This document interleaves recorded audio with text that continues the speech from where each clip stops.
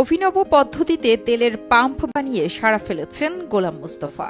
আশেপাশে কোনো filling station না থাকায় সাইরিং পদ্ধতিতে পাম্প বানিয়ে বোতলে জ্বালানি বিক্রি করেন তিনি। বর্তমানে ব্যতিক্রমী এই পাম্প দেখতে দূর দূরান্ত থেকে ছুটে আসছে মানুষ। নিচ্ছেন অভিনব কায়দায় বানানো পাম্প থেকে পেট্রোল, ডিজেল ও অকটেন। পাম্পটা উদ্ভট একটা পাম্প, এই পাম্পটা কখনো আমরা দেখিনি।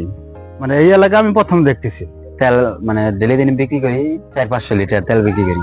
অনেক দূর দূর থেকে লোক এসে জিগায় যে তেল এই জায়গায় কেমন করে তেল দাও, সেদেরকে বুঝায় দিলে তাই এক দাগ থেকে এক দাগে গেলে 1 লিটার এরকম করে বুঝায় তেল বিক্রি করি আমরা। গোলাম মুস্তফা কুড়িগ্রাম জেলার রাজীবপুর উপজেলার রাজীবপুর সরকারি কলেজের সাবেক ভাইস প্রিন্সিপাল। তার বড় ছেলে নিয়ন আহমেদ জানান, বাবা নিজের মেধা খাটিয়ে সিলেট থেকে এই বোতলগুলো এনে পাম্প বানিয়েছেন। এই পদ্ধতিতে তেলের পরিমাপে কোনো হেরফের হয় না, সঠিক মাপে বিক্রি হওয়ায় ক্রেতা আসে অনেক।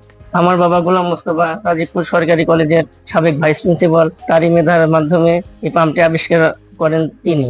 আমার বাবা এই পাম্পটি এমন ভাবে আবিষ্কার করছেন, এর মাপের কোনো কম বেশি হয় নাই। আসলে এই পাম্পটি দেখতে দূর দূরান্ত থেকে অনেকে আসে, এসে তারা অবাক হয়ে যায় যে এই পাম্পটি তো ডিফিকাল্ট, অন্যরকম একটা পাম্প।